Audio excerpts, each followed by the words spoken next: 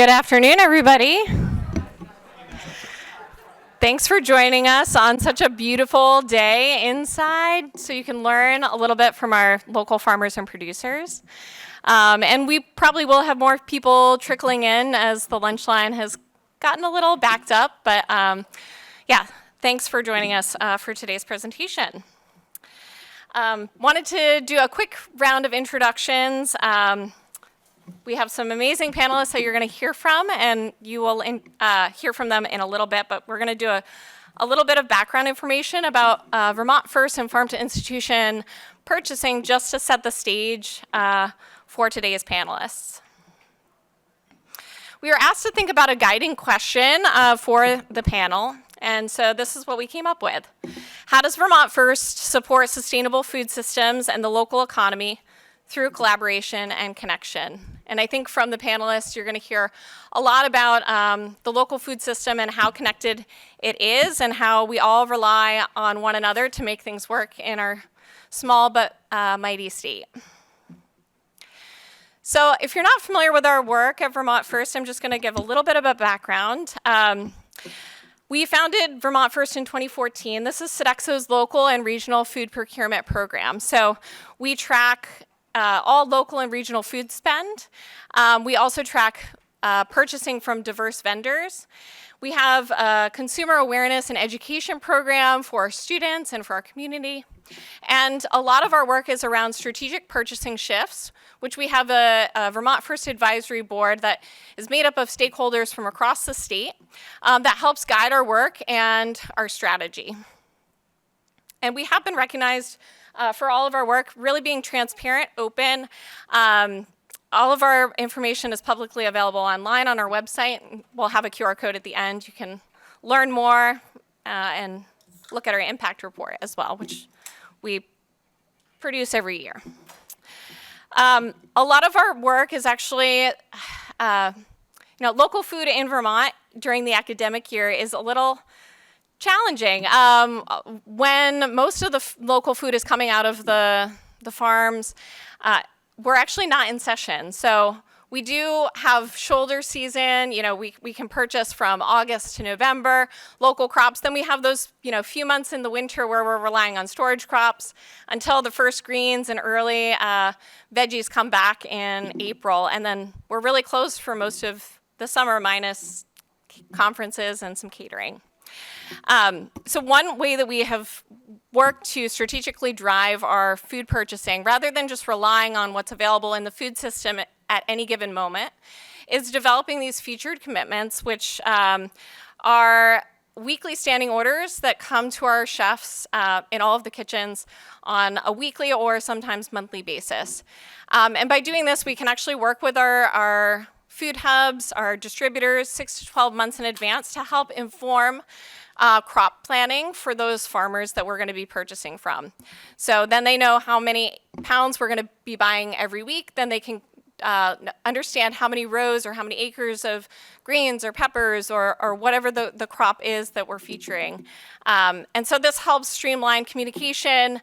It helps definitely with bumps in the road. There are always bumps in the road, of course. Weather is unpredictable. There's challenges that we don't foresee, but it has been a very easy way for us to kind of have a baseline purchasing for local food products.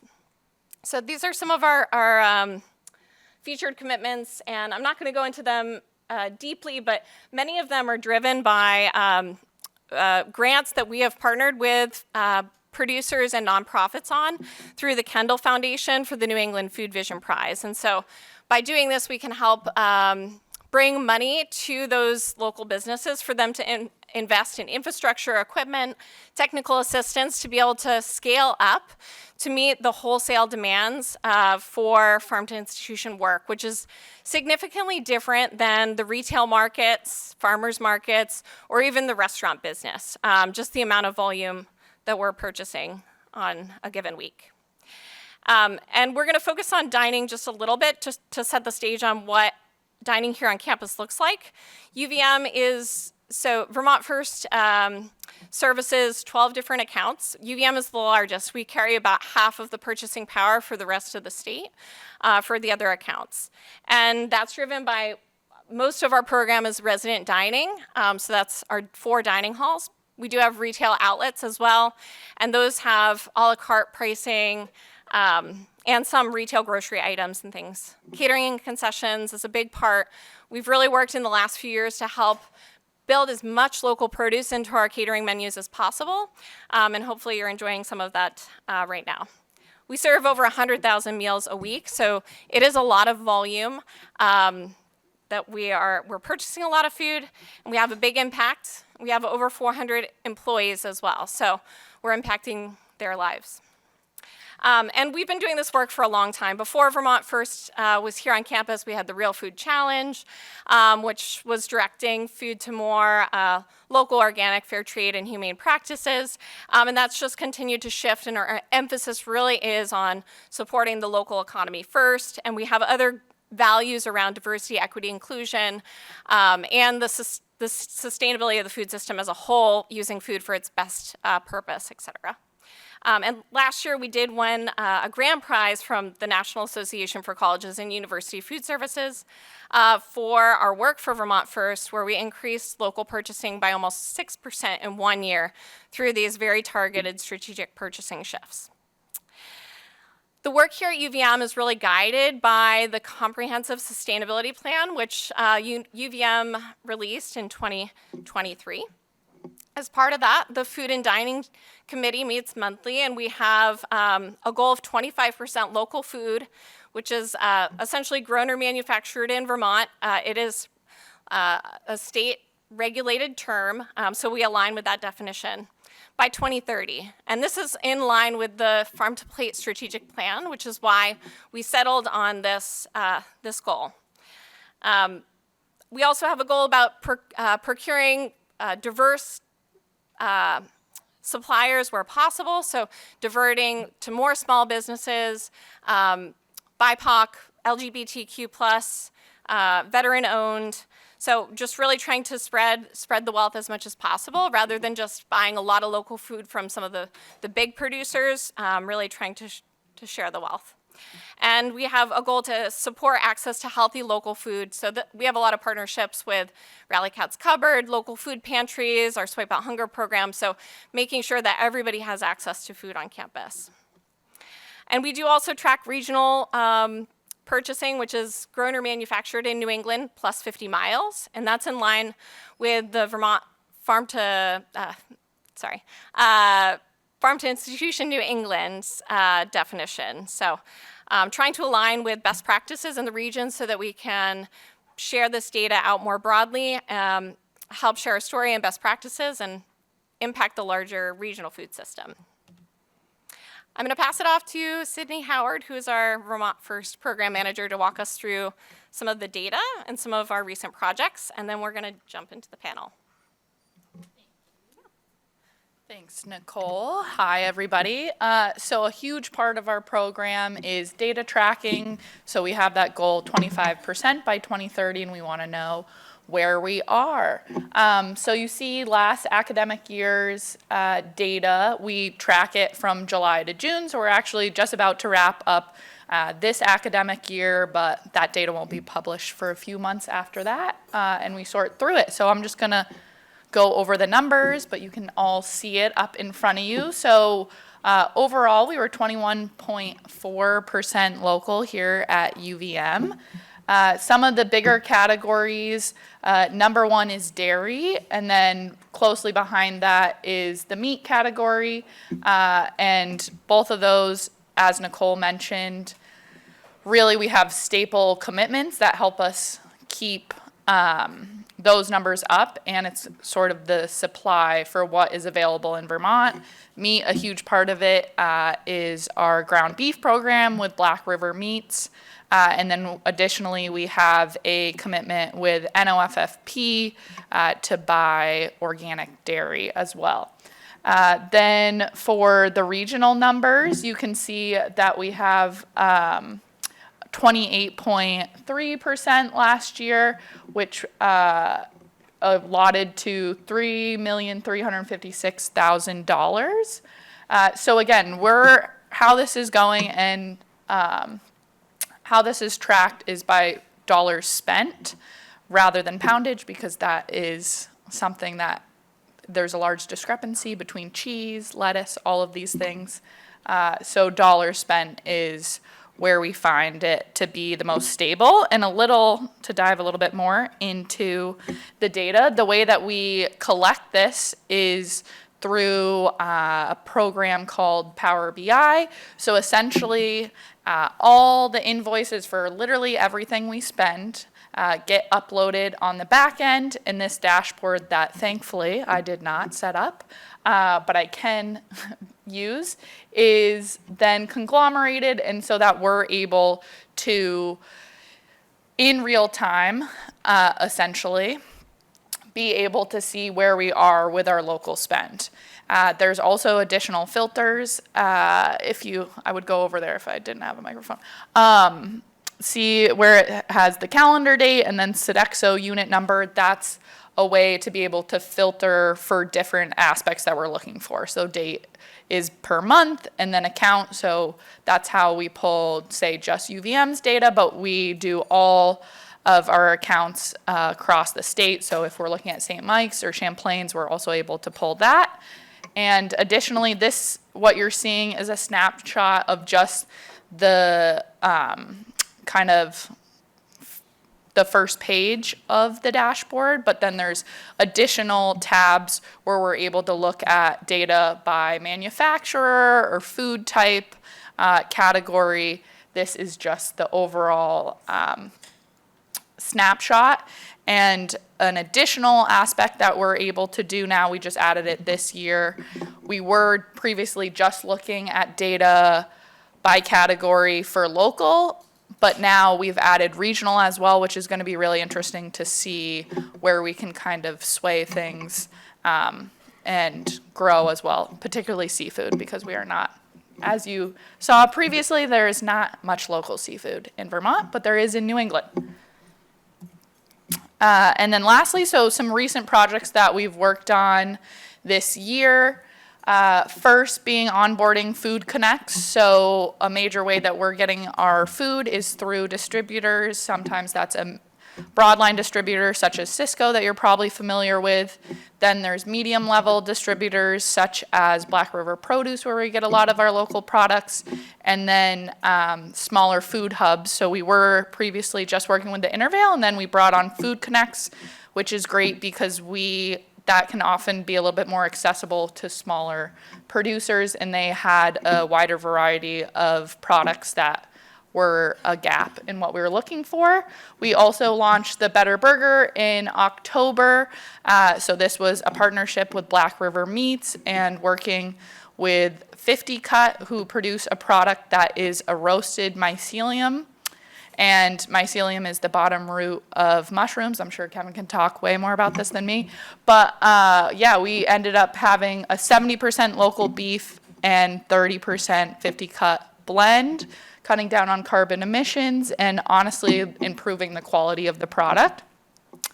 Additionally, we also switched over to the majority of local items on our deli lines. So this included Stewart's Bread, Side Hill Jams, Mighty Mudita, Seitan. Those are the fun two in the middle there with their Superman suits, and Champlain Valley cream cheese. And then last but not least, we launched our Vermont First food truck, which you can see here. And you can also catch at all the Vermont Green Games, which includes tonight, if you happen to be lucky enough to have tickets. So now I'm going to pass it back over to Nicole. Excellent. And the Better Burger, we have meatball samples as you're leaving today. If you still leave some room in your bellies, we have a wonderful sample for you. It has sesame and a pear, kimchi, aioli sauce. So that is going to be delicious. Definitely check that out. It's up here. We'll open that at the end. So now we're going to transition to our panelists, which I'm so excited to hear from.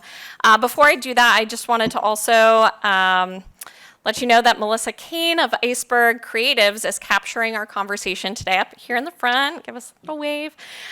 Through live graphic recording, transforming ideas and stories into a visual map that everybody can follow.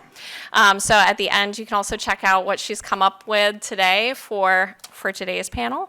And she has a table upstairs as well if you want to learn more about her work or connect. Alrighty, so here are our panelists. We're going to let them introduce themselves. Nurbu, do you want to go first? Hi, everyone. Thank you, Nicole, Sydney, UVM First, UVM Dining, and everyone associated with the RISE Summit organizers. I really appreciate the opportunity to be here and to share my perspective and experience. My name is Nurbu Sherpa. I'm the founder, owner of Sherpa Foods. We have a small family food business right here in South Burlington. We make and supply Nepali products like momos, which are Nepalese dumplings, chow mein, fried noodle, fried rice, and our own signature line of momo sauce. These are Himalayan style hot sauce. Hi, Joanna. Sorry. We are really grateful for UVM Dining, UVM First, and Sodexo and Food Connects for onboarding us to UVM Dining, and bringing our products to all the students, staff, and faculty here. Thank you. Hi, everyone. I want to thank Rise and thank Sydney and Nicole for having me here. My name is Kevin Melman. I own FUNJ Shrooming Company, which is an organic certified mushroom farm, also in South Burlington, Vermont, just 15 minutes away. I remember you asked us to describe what makes us stand out a little bit. I was thinking about it, and my mushroom farm is part of this kind of movement, I guess, of specialty mushroom farms cropping up all over the country, all over the world, because not many people know this, but the mushroom industry is extremely centralized, and we're trying to decentralize it. Over 50% of mushrooms grown in the U.S. come from one county in Pennsylvania, and Vermont certainly is getting most of their mushrooms from Pennsylvania, as is most of the Northeast. We're trying to just grow mushrooms in Vermont, for Vermont. One of the big key differentiators, I think, is just a good mushroom versus a bad one is freshness. So I'm proud to say that oftentimes I can pick and deliver mushrooms to a chef, to a grocery store, to the Intervale, which then brings it to UVM, oftentimes the same day or shortly after. We just try to grow different varieties that are healthier, I think tastier, in my opinion, and grown more sustainably. Hi, everybody. I'm Becky Castle, and I'm the founder and owner of Sisters of Anarchy Ice Cream. I feel like we don't do a very good job of telling our full brand story, so I'm going to give you the little 2-minute synopsis. So we have a 75-acre farm on Spear Street, and we have about 40,000 row feet of different types of fruit.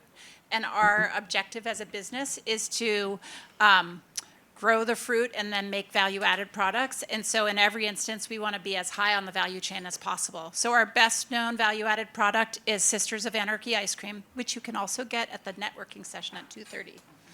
Anyway, that's a little sidebar. We'll have ice cream sandwiches in little cups. But then we also make wellness syrup, so aronia berry and elderberry syrup made 100% from our fruit. We just built a bakery last year and now make pies using our fruit. And then the other unique part of our business, which is really, I think, very supportive of the food system as a whole, is we're the only producer of dry ice in the state of Vermont. So we make dry ice for our own use, for transporting and shipping our product, and then also provide dry ice to other food businesses like Sherpa Foods and other, food distributors. And it really is so much more cost effective than buying a big refrigerated truck. Excellent, thank you. The next question, or our first question, I guess, is how does your work strengthen the local economy or contribute to a more sustainable food system?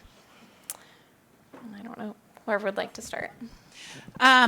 So in addition to using our fruit, our products are nearly 100% Vermont. So we get our cream comes from Kingdom Creamery, which, by the way, probably makes just about every creamy in Vermont. Like almost all the creamy mix comes from them. So when people are like, what's the best creamy? I'm like, Kingdom Creamery, because they make it all.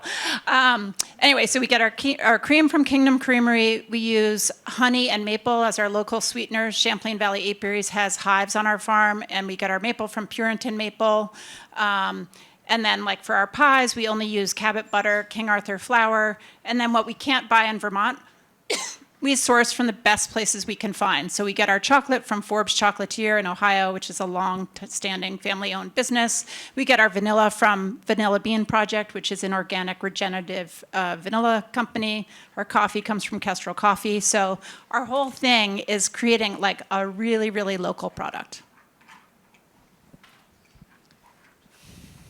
I think for us, sustainability, well, it does mean a lot to me. I went to the Rubenstein School at UVM and had my entire undergrad was focused on sustainability, and I kind of merged that with my passion for foraging and for mushrooms by starting the farm back in 2019. So, yeah, I mean, there's this little full circle aspect of, going to UVM and now being a vendor at UVM in a roundabout way, kind of. But to me, like, mushrooms are nature's recycler, at least the ones we grow, which are called saprophytic mushrooms. That means they decompose things. And they're decomposing, in our case, agricultural waste. So we take sawdust and organic soybean hulls. We turn that into our substrate, inoculate it with mushroom mycelium, and then that grows up. We harvest, and with our waste, that's spent mushroom substrate. It still has a lot of life in it, but it's just not as productive for us anymore. And we sell that to farmers and gardeners locally, and you're able to extract even more value out of it. And they're able to, turn it to compost, mulches, anything to make the soil healthier and grow more food. And yeah, that way we are part of the circular economy. We're growing off of waste. Our own waste is becoming more food that way. So, yeah. So we, just like Becky, we make it a priority in sourcing any ingredients or any services or any business partnerships from local Vermont company as much as possible, whenever possible. Sometimes it's not, but majority of the time. To just keep the dollar circulating within Vermont economy. Just like what Becky just said, we buy dry ice for our e-commerce direct-to-consumer business from Sisters of Anarchy. We partner with our local transportation company called Farm Connects to distribute our products to our retailers. We prioritize working with Food Connect, which is our local distributor here from Vermont, to distribute our products to UVM here and retailers statewide. In doing so, I feel like we kind of reduce the transportation distances, right? We shorten the supply chain and also lower our impact, the environmental impact in moving our products from us to consumers. So that's, we really focus on those things. And also, always beyond our business operations, we also focus on working with local nonprofits here in the community, such as Comedian Temporary Shelter and South Burlington Food Shelf, through our monthly meal donation programs, and also contributions from our wholesale accounts and also our farmers market sales. Because we feel like that kind of effort helps, with food insecurity in the community, and also help Vermonters working towards their stable housing and stable employment. Because we believe when people have access to food and essential resources, they can participate in the economy, give back to the economy, and support local businesses. So ultimately, our goal is not only to supply delicious Nepali food, which is, but also to be, contributing to a local, stronger, more sustainable, and more connected local Vermont food systems and a community as a whole. Awesome, thank you. So the next one is around challenges. So what are some challenges that local farmers or producers face? I'm sure there are many. And how do you navigate some of those bottlenecks? So I can't speak for others, but I guess I can speak for everyone in this economy, right? I guess rising cost of everything, ingredients, packaging, labor, transportation, everything. Everything is costing more these days, but as a small business, we've been trying to hold the line on increasing prices because we also understand that a lot of our consumers and our customers, they're also feeling the pinch. And we can't just go out and increase our price left and right. One reason being that we want to be mindful about our consumers also who purchase our products, try to keep it affordable, accessible to everyone. At the same time, we also have to worry about the bigger competition. The big corporations, companies that are able to keep their costs low because of their mass production capabilities. One, rising cost. Second, I would say like staffing, finding good staffing for food manufacturer. I don't know about Kevin and Becky, but finding good staff is always a challenge. Again, we're competing against big companies. And we're not able to pay the similar benefits and wages as big companies. So that's another challenge. Supply chain, any small disruption in supply chain, makes a huge difference on small businesses like ours. And I mean, there are many things, many challenges, if I can go on and on. But yeah, those are some of the challenges that we feel like, we kind of have to face in daily or monthly operations.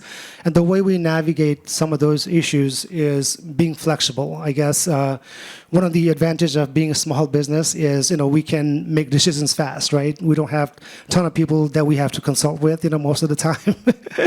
We can adapt quickly, and we can adjust when we need to.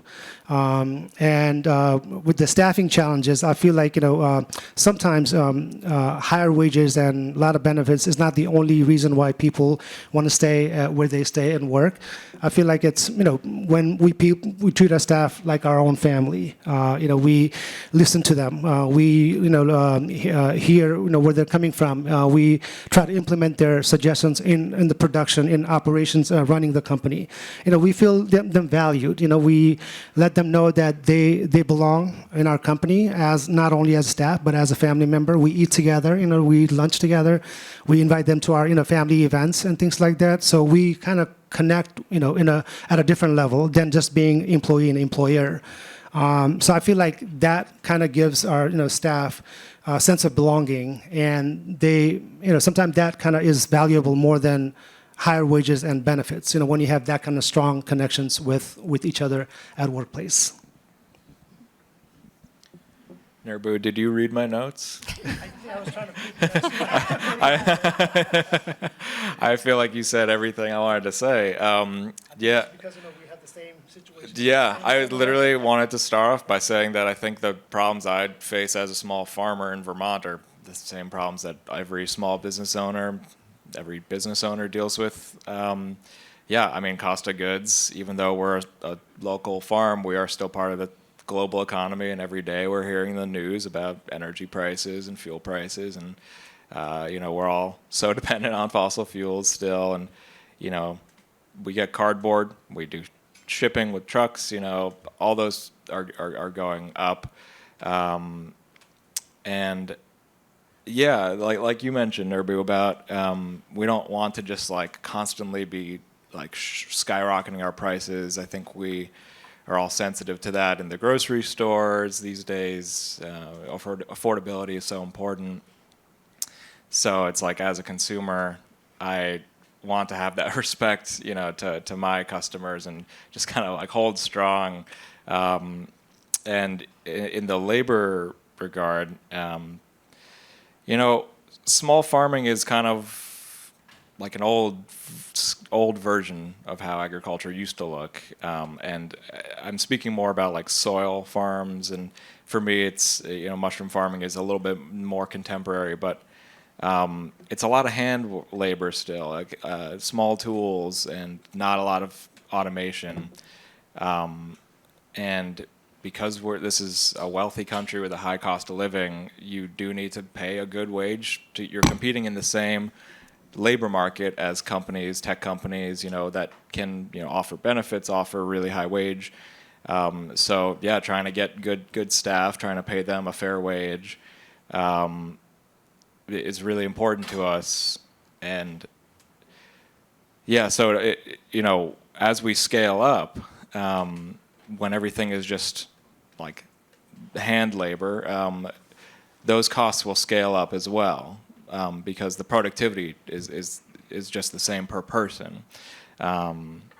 So how do we solve that? Well, we take some notes from the way that industrial ag has done it, and I don't want to just become like a corporatized industrial farm, because that's what I'm in a sense disrupting, right? But we can keep our ethos of being an organic farm and caring about our community, while still accepting that we need productivity gains. So my example of how we did that to keep our prices steady through many years of inflation, was through working with the Vermont Housing and Conservation Board and the Intervale Center, and they got us in touch with service providers who helped us with financial planning, grant writing, and we got a grant through VHCB, which was a capital investment for equipment, and we did this huge expansion last year. We got the equipment in from that grant, and I didn't have to size up my staff too much, because they were able to use that equipment to automate their tasks, and get so much more done. So, that I think is one way, to solve these problems of rising costs and labor. But yeah. I won't talk about the cost of labor, although that's an issue for us as well, because we're like a more traditional farm. And I'm kind of surprised that this isn't on the agenda today, but land use issues in Vermont are very complicated and very difficult for working lands businesses. So one of our biggest challenges and biggest distractions and biggest expenses in the last year and a half has been trying to get a renewed wastewater permit. I won't go into all the gory details. Suffice it to say, it's an absolute mess trying to work with the Agency of Natural Resources to get this permit. And we've hired the best engineering firm, et cetera. Anyway, so that's a big issue. And then also, I think there's a lot of misconceptions in Vermont about how working lands need to be supported in terms of conservation. I'm about conservation just as long as it's your own volition. Like, you have to decide that you want to conserve your land. And I think there's a lot of momentum in Vermont for people to say, you have this big piece of open land, we want to put restrictions on it that prevent you from doing anything with it. Well, guess what? That's a direct hit to our balance sheet. It basically steals the value of our pretty much only asset. So aside from just getting access to capital and high wages, dealing with the regulatory environment in Vermont is a complete mess. So I'm just putting a plug out there. Make it easier for businesses, particularly working lands businesses. And sometimes what you think is helping a working lands business is actually not helping at all. It's a huge hindrance. So I could go into this for hours, but I won't. Awesome. Thank you. It's very helpful. What are some key benefits to farmers and producers, and we'll send this back to Becky, when partnering with institutions such as schools or hospitals or even restaurants on a smaller scale, if you'd like to speak to that, rather than other market channels. Well, our partnership with Sodexo is really beneficial because it's complementary to our busy season. So the busy season for ice cream is May through October, and the non-busy season corresponds to the school year. So it's great to have like a steady, big consumer of your product. So that's really nice. We actually used to sell our little single-serve cups into local high schools, but we can't now because the federal government changed their nutrition guidelines. So even though we have a very nutritious product, they can sell Doritos at a school, but they can't sell our local ice cream at local schools. So, but having institutional buyers is really helpful because of the consistent revenue, particularly during our non-busy season. Yeah, I think every farm really values consistency. It's why a lot of farms in Vermont operate on a CSA model. You get subscriptions and you know exactly how much you'll need to grow. For us, it's a little bit different. Instead of a season-to-season model, we're operating more like week-to-week, month-to-month, planning out our harvests. But still, you know, it's not like, you know, manufacturing where it's like, okay, you've made 1,000 T-shirts and you can sell them, you know, over a longer time period. For us, you know, we put in that initial investment, get all our materials, and get a batch going. And once it's ready and harvested, mushrooms, like I said, our advantage, competitive advantage, is freshness. So we need to sell them right away. And if we don't have someone to sell it to, they're either going to go bad or, you know, we can donate them for sure. But it's just, you know, wouldn't be a viable business. And yeah, working with Sodexo, I work with a lot of restaurants. I primarily do wholesale, restaurants and grocery stores. It offers a lot of consistency, and it's, you know, a two-way street where I offer them a better deal because I know it's almost like a guaranteed sale. Yeah, and it's just it feels more consistent that way. It's you know, helps us not waste anything. Yeah, it's really valuable to build those relationships where it's the buyer is trusting you to have products ready on time and week over week, and then you rely on them. You know, where it's like, I get someone from UVM say, I need X amount of mushrooms every week for a whole semester. Then I'm like, okay, I know I'll plan ahead. I'll figure out who can fill in after the semester's over, but at least it gives me time, you know. Yeah, everything Becky and Kevin mentioned. You know, one other thing on top of that, I would say, is scale. You know, working with institutions like, you know, colleges, hospitals, you know, UVM in our case. And again, once again, thank you so much for onboarding us, bringing our products to UVM staff and faculty here. We really appreciate the support. So yeah, I feel like the scale, you know, and also, you know, it brings additional source of revenue stream for us. You know, when you have a sense of demand, you know, because we get, you know, a couple months in advance of, you know, what the demand is going to be, you know, for our products, we can better position ourselves in, you know, inventory management or staffing or production or even, you know, expanding our, you know, operation, because we know what the demand is going to be, what the orders are going to look like. You know, we can invest in equipment, you know, be more efficient, more productive, you know, and that way, you know, we can lower our cost even further, you know, because that's one of the things, you know, for us, we can't compete with big corporations, you know, in every way.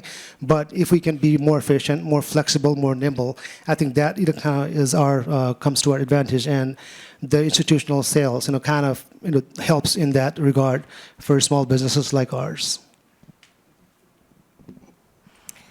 All right, the next one is an easy one. Where can customers find or purchase your products if they want to try them?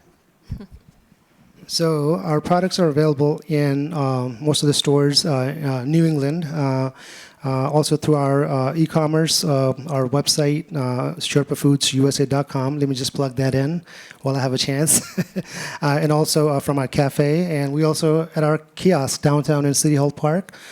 So we have diversified our sales channel a little bit, just to again, just to compete with bigger brands. That way, we're not just relying on one source of stream. We have the wholesale accounts, and we have the e-commerce, and we have the brick and mortar, just so we're better prepared for any type of situation that come along.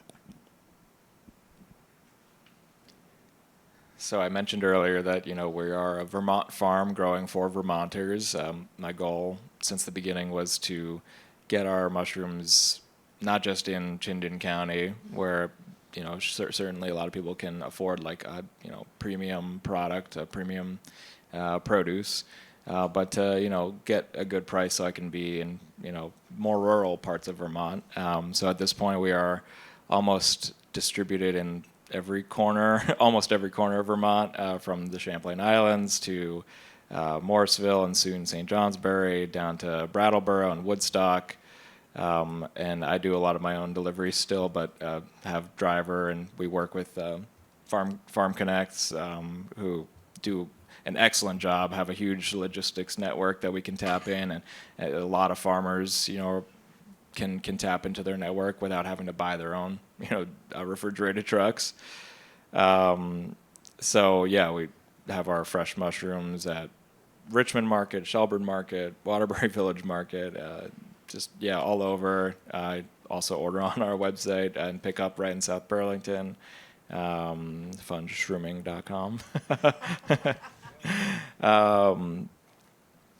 Yeah, and one other piece is, the original piece is the restaurants. We are at a lot of restaurants in Burlington. Our first batch of mushrooms was grown in January 2020 with the business plan to just work with restaurants. So they had to pivot quite a bit that year. The restaurants were struggling, and I'm proud to say that I think still a majority of what we grow goes to wholesale to restaurants. And, I understand that mushrooms can be a little bit polarizing. A lot of people either haven't tried them, some people are obsessed with them, some people hate them. Oftentimes at a farmer's market, I can see like when a couple or a family, like just one of them loves them, one of them hates them. So, I thought about how to approach that, and I figured that the best chefs in Vermont would be able to treat them well and make delicious meals. And I had a little proof of concept moment last week where somebody came up to me at a market and said they had an amazing lion's mane dish at Fancy's, which is a great restaurant in Burlington, for those of you who don't know. And I said, oh, those are actually our lion's mane, and we have some here if you'd like to buy some. And they took some home with them, and it's like you try something great at a restaurant, you're like, how do I learn how to cook this, And I think a lot of people can also, become mushroom converts that way. Think that they know mushrooms, but then they have them cooked the right way, and they're like, "Wow, this is actually pretty good." I've seen that happen too. So.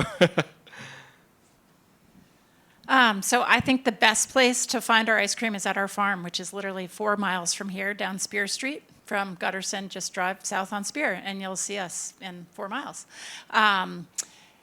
And then in addition to that, you've probably gone to some event where we're either vending or catering. So we do a lot of that, about 200 events between May and October each year. And then we're in about 300 stores in New England. So we use Marty's Local, Food Connects, Farm Connects, Acorn, for distribution and getting our product out. And then also because we have dry ice, we can drop ship to retailers as well. So we've started shipping to a couple of retailers on Nantucket and Martha's Vineyard. And then we also do mail order ice cream and ship our frozen pies. So if you're ever looking for a really fun gift, ice cream and pie is perfect. Yeah, that's where you can find us. And here at UVM through Vermont First. Awesome. So we heard a lot of distributors, collaboration happening, which has definitely been woven through the discussion. I think you all have so many hats that you're wearing, that's one thing that a lot of small businesses don't do, which is that collaboration piece I hope is coming through, and how you can collaborate with nonprofits, partners, grants to help keep things more approachable. I have one more question, but I wanted to open it up to the group because I think some of you probably have some amazing questions that you want to learn more from our panelists about. So we'll just pause. If anybody has a question, we can run a mic around, and you can.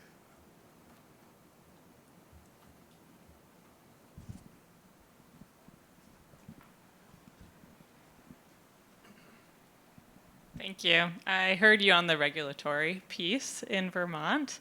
I think a lot of small businesses would have similar pain points, but I'm wondering beyond that, and maybe for other two speakers, like the biggest pain point as a small business, if there's one thing that you could change.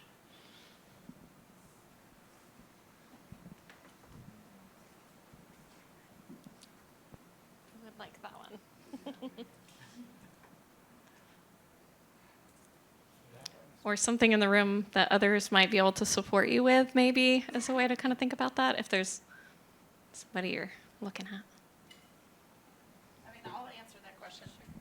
Beyond regulatory, I would say cash flow. Like, you know, I think farming and CPG are two of the most capital-intensive businesses. So if you want to scale, you have to really manage your cash flow. And Nurbu and I were talking about it before. Like, it's a delicate balance, and we are not meeting the balance at all. Like, it's a mess. But anyway, so it's really hard from a cash flow perspective to be in two capital-intensive industries. And then when I think about the cost, I'm like, we have to charge a certain amount of money to make it work. So it's expensive, but that's what we have to charge if you want like all local. I think for me, the biggest pain point is work-life balance. I think it's kind of like a well-known thing amongst farmers that we just aren't paying ourselves that much or not counting our hours that much. And I used to do farmers markets more, and I do love them, and it's a great way to connect with the community. But you know, you're kind of working 7 days a week in that case, and a lot of really small farms like mine kind of need the margins of something like a farmers market to be viable. So when you choose to become more wholesale focused, to get a little bit of a weekend occasionally, you know, you really need to manage your cash flow, right? Because you're getting much less margin, and you know, then you need to start thinking a lot more about scale. Work-life balance. Yeah, I agree with Becky and Kevin. You know, funding obviously is one of the big problems for small businesses like ours. When you want to scale up, you know, when you want to expand, it's kind of hard to access those loans or grants because you have to spend so many hours writing the grants, you know, and after spending 2-3 weeks and working with someone, at sometimes you don't end up getting nothing, you get denied.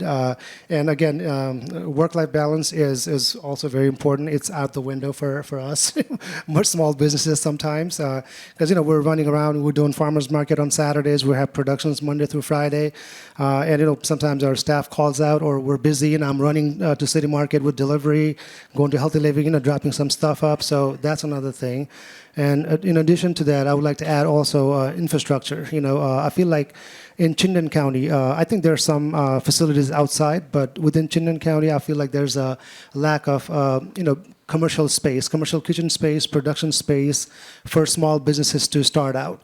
We started out in a small facility on North Avenue, and we've actually been kind of intentionally slow growing for the past. So we started in 2015. So it's been 11 years, but we've intentionally, kind of slow growth our business, was because we wanted to understand the business part of it, and make sure we crawl and walk, before we started running. But the facility, it's really hard to find. in I would say Vermont, but mostly in Chittenden County, because small businesses when they're starting out, they can't rent 2,500, 3,000 square feet production facility. They don't know if their concept works. They don't know if it's going to work out in the longer term. So we started in I think about 250 square feet kitchen space, and after a year or so, we got into about I would say 1,300-ish, and then the third facility was about 2,200, and the current one that we're in right now is 5,000 square feet. So we've been kind of learning about our business and growing, depending on how much we can afford, and also how much we can support the growth, because we don't want to grow too fast too soon and not be able to support that. And with customers like UVM, that kind of helps us plan out that growth in the short term, 2, 3 years, 5 years down the road. We know, hey, this is what the demand's going to look like. So maybe we need to find a space that's 7,500 square foot now or 10,000 square feet. So that's another challenge that we see in Vermont.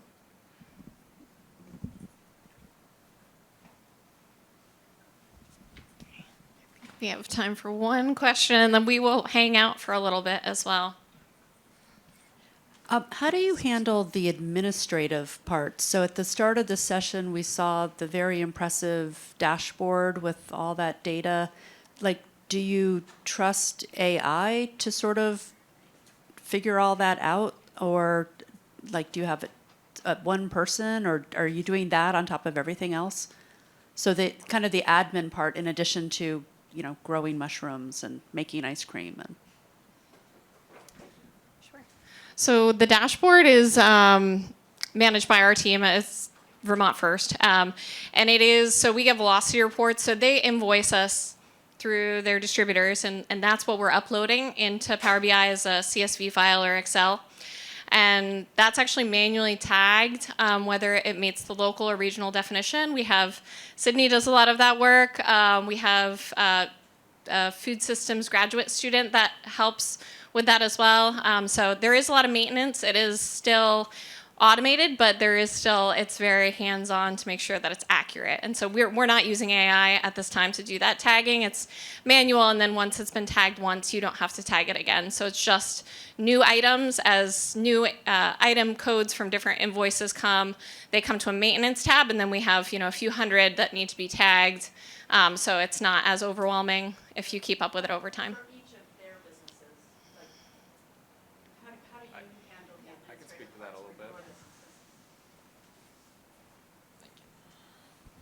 Yeah, I'm really glad somebody asked that question.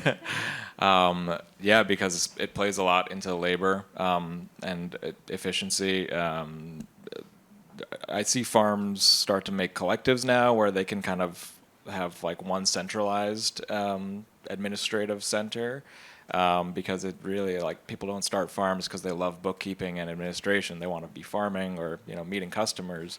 So I use Wave software, which is baby version of QuickBooks, very cheap, and I didn't want, I wanted to keep the cost fairly low, my monthly cost for administrative stuff. So I've been playing around with Claude Code, and I did kind of what Matt called out earlier this morning about just making an app, just seeing what it can do, just talking to it about your needs and refining what it makes. And I was, my invoicing software is not smart enough to tell me, how much of blue oyster mushrooms am I selling every week and every month, and how much do I need, how do I forecast, versus the shiitake mushrooms and all that. So I was able to have Claude figure out how to integrate my invoicing software into Google Sheets. It's fairly seamless, and every week I can see okay, I sold this much last week, here's my harvest records compared to what invoices are coming in this week. Is it lining up, And that's just the beginning. I think I can leverage it for a lot more data analytics and forecasting for sure. I don't know if either of you I mean, we outsource a lot of functions, so we have a bookkeeper, but we still do a lot of our own bookkeeping. And then we have a lot of subscriptions, so we use QuickBooks Online, which is very helpful. It's very expensive, but also helpful. And then we have MailChimp for our email marketing.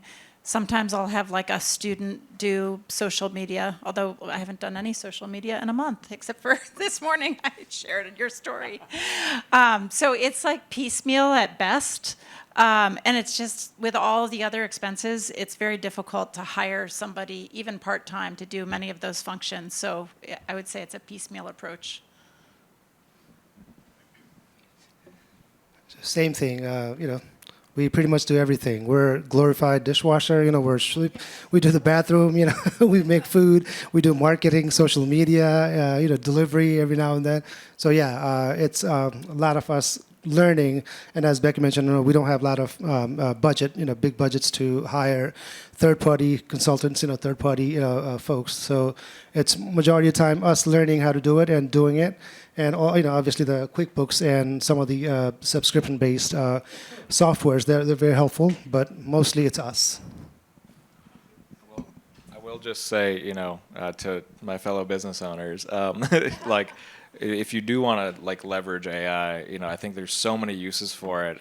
I think marketing and social media is not what we should be using it for right now, because I've seen a lot of pushback these days. If any business is caught using AI images or video or whatever, or even just writing captions with AI.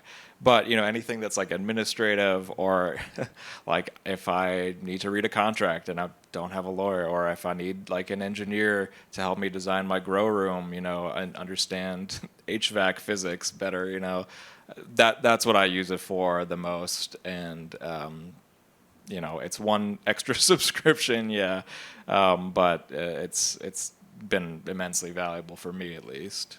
I can't wash dishes yet. Awesome. Well, thank you so much for joining us for the panel. Hope that was helpful. Definitely check out the 50 cut mushroom better meatballs, and have fun for the rest of the day. We'll hang out if you have any other questions.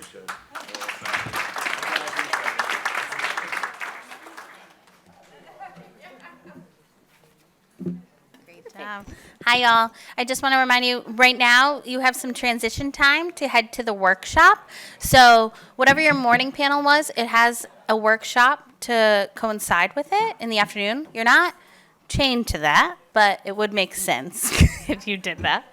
And this is the Mansfield room, so you can stay in here for Moving at the Speed of Trust. Grand Maple Ballroom is the one that we started in, so that's the main ballroom that has America's Rural Future Commission. And then Levac Ballroom, which is across from Grand Maple on the 4th floor, is the Pitch Lab. So enjoy the rest of the day. Oh, yes, Ernesto, thank you. For those that have the EcoWare, there are bins right around the corner. Where are the EcoWare? There's definitely one downstairs and one on the 4th floor. I thought we had one over here, but I don't know. But definitely come try some of these snacks. And Becky did share with you, we will have ice cream later. It's a surprise.